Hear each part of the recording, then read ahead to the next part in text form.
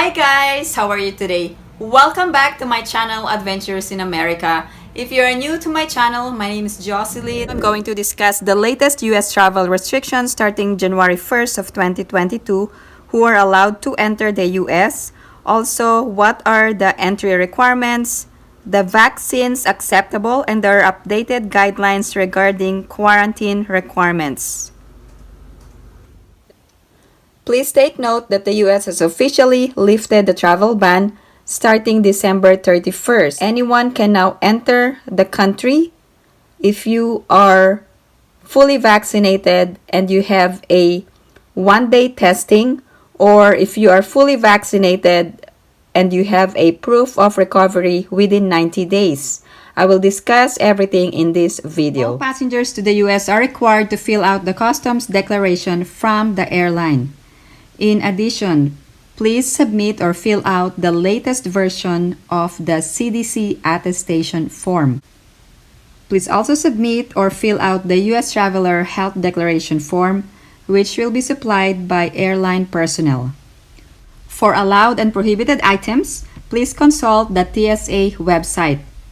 You can also enroll for TSA pre-check for a faster screening process to the U.S. Required testing before air travel to the U.S.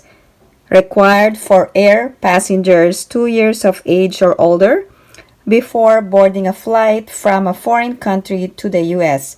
If you plan to travel to the U.S., you will need to get a COVID-19 viral test, regardless of vaccination status or citizenship, no more than 1 day before you travel by air into the U.S. You must show your negative result to the airline before you board your flight. Now, what are the types of tests that are acceptable? You must be tested with a viral test to look for current infection. These include an antigen test or nucleic acid amplification test or NAAT. Phrases indicating a test is an antigen test could include but are not limited to rapid antigen test or viral antigen test or other phrases of antigen tests. Also, other acceptable tests are RT-PCR test and isothermal amplification tests such as NEAR, TMA, LAMP, HDA, CRISPR, or SDA. Beginning December 6, all air travelers, regardless of citizenship or vaccination status, will be required to show a negative pre-departure COVID-19 viral test taken the day before they board their flight to the United States. For example, a passenger whose flight to the US is at any time on a Sunday would need to have a negative test taken at any time on Saturday. Now, what is the rule for unvaccinated Americans and legal permanent residents under the new travel system starting December 6? Unvaccinated Americans and legal permanent residents are allowed to enter the country with a test taken within 1 day of departing for the U.S. The new rule will make the testing time frame 1 day for everyone. Does 1 day mean 24 hours? The answer is no. Per the CDC, the 1 day time frame is used to provide more flexibility to the air passenger and aircraft operator. Acceptance of the test does not depend on the time of the flight or time of the day. For example, if your flight is 1 p.m. on a Friday, you can board the plane with a negative test taken anytime on the prior Thursday. Now, does the testing requirement apply to children? The answer is yes. It applies to all air passenger 2 years or older flying into the U.S. If you are unable to produce a 1 day negative test because you were recently infected, here is the proof of recovery requirement. The proof of recovery must be within 90 days of flying to the U.S. If you recently recovered from COVID-19, you may instead travel with documentation of recovery from COVID-19. That is, you must have a positive viral test result on a sample taken no more than 90 days before the flight's departure from a foreign country and a letter from a licensed healthcare provider or a public health official stating that you were cleared for travel. The document of recovery from COVID-19 means that the passenger has presented documentation of a positive test result and a signed letter on official letterhead that contains the name, address, and phone number of a licensed healthcare provider or public health official stating that the passenger has been cleared for travel and the positive test occurred within the last 3 months or 90 days prior to flight departure to the U.S., and personal identifiers on the positive test result and signed letter match the personal identifiers on the passenger's passport or other travel documents. And the test must be a viral test and the test result states positive or COVID-19 detected. The Centers for Disease Control and Prevention updates and shortens recommended isolation and quarantine period for general population. If you test positive for COVID-19, you must isolate. This is for everyone, regardless of vaccination status. Stay home for 5 days. If you have no symptoms or your symptoms are resolving after 5 days, you can leave your house.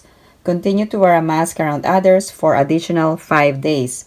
If you have a fever, continue to stay home until your fever resolves. If you were exposed to someone with COVID-19, you must quarantine. If you have been boosted or completed the primary series of Pfizer or Moderna, or completed the series of J&J, wear a mask around others for 10 days. Test on day 5 if possible. If you develop symptoms, get a test and stay home. Are the complete rules for the requirement of a proof of full vaccination for foreign nationals or non-immigrants and seeking to enter the U.S. are required to show proof of being fully vaccinated before flight to the U.S. Otherwise, you will be denied entry or denied boarding. All foreign travelers must provide official vaccination documentation, and airlines will confirm that the last dose was at least 2 weeks prior to the travel date. There are also specific information regarding official documentation. First, the personal identifiers, such as your name or date of birth, must match the personal identifiers on the travel documents. You must also name the official source and the vaccine manufacturer and the date of vaccination. You must also prove that you are fully vaccinated depending on the type of vaccine that you received, whether it is a single dose or a 2-dose series of vaccine. Also, if you received mixed vaccines, you will also be considered fully vaccinated. If not, you will be denied boarding. Now, how the 14 days are calculated. Your last dose must have been given a full 14 days before the day you board your flight to the U.S. The vaccines must be approved either by the Usfda or by the World Health Organization for emergency use. Here are the approved vaccines by the Usfda: Pfizer, Johnson & Johnson, and Moderna. Now, here are the approved vaccines for emergency use by the World Health Organization: Pfizer or BioNTech, Moderna, AstraZeneca, Covaxin, Covishield, Sinopharm, and Sinovac. The newly approved is Covaxin. Because there are countries around the world who administered mix and match vaccines, it will also be acceptable and you will also be considered as fully vaccinated by the CDC. Now, which vaccines are not accepted in the US? First is Sputnik 5. Second, Novavax. And third, Abdala. And fourth, Soberana. These are the not approved vaccines in the US. Now, let's talk about the proof of vaccination that you can present when traveling to the US. There are several options or acceptable documents that you can present when boarding. Now, here are the list of acceptable proof of vaccination. You can present a verifiable record, such as a digital or paper. As an example, you can present a certificate of vaccination with a digital QR code. Some examples are those issued by the United Kingdom or European Union. You can also present non-verifiable paper records such as a printout of COVID-19 vaccination record. Another proof of vaccination that you can present is unverifiable digital records.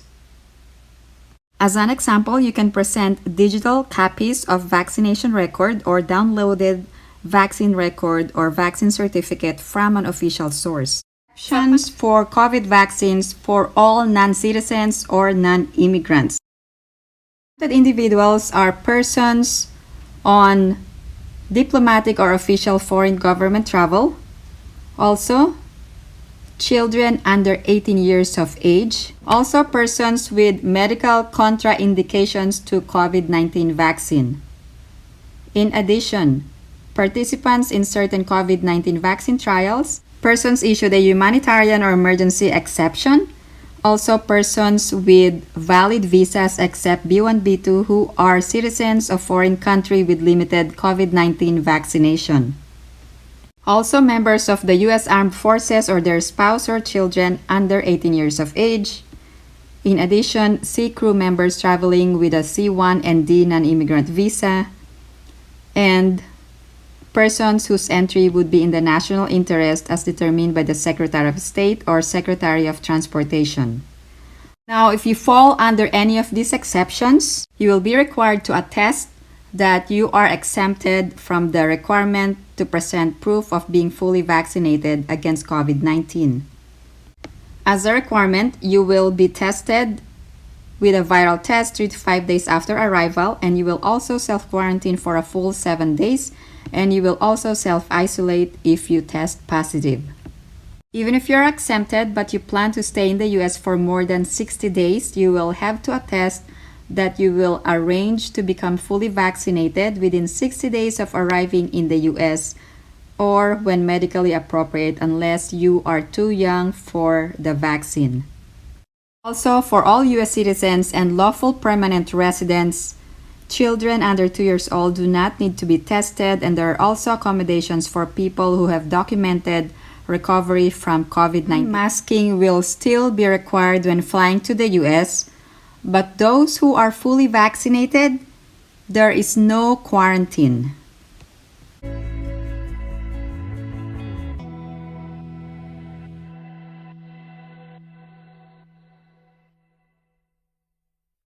For those exempted from COVID-19 vaccine, non-tourist travelers from 50 countries with nationwide vaccination rates of 10% are exempted. If you are traveling to the U.S. and staying for more than 60 days, you will have to be vaccinated.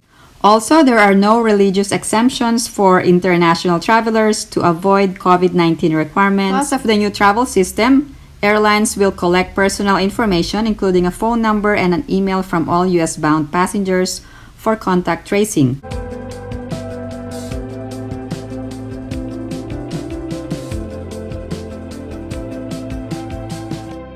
Now, here are the requirements after arrival in the U.S. For those vaccinated, there is no quarantine required after arrival. However, all travelers are recommended to get tested within 3 to 5 days after arrival in the U.S. Now, for those unvaccinated,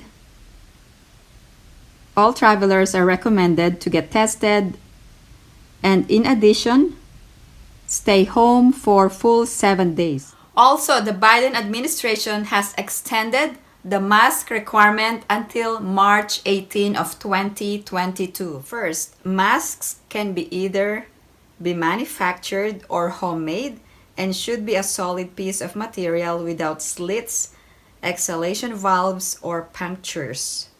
However, there are certain categories of persons exempt from wearing a mask.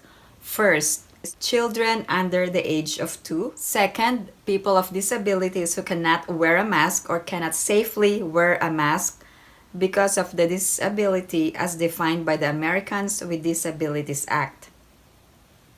Third, people for whom wearing a mask would create a risk to workplace health, safety, or job duty as determined by the relevant workplace safety guidelines or federal regulations. This video, please give it a big thumbs up, and if you haven't subscribed to my channel, please subscribe and hit that notification bell.